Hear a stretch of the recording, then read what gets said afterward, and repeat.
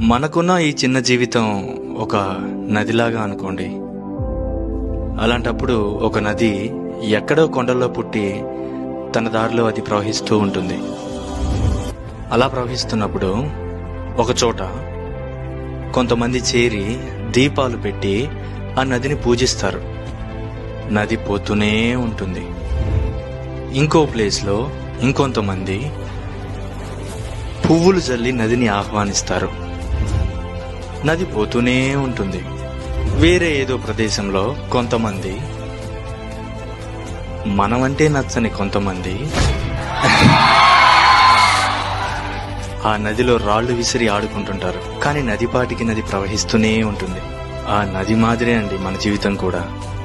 మనల్ని పూజించే వాళ్ళు ఉంటారు, మనల్ని ఆహ్వానించే వాళ్ళు ఉంటారు, మన పైన రాళ్లు వేసేవాళ్ళు కూడా ఉంటారు.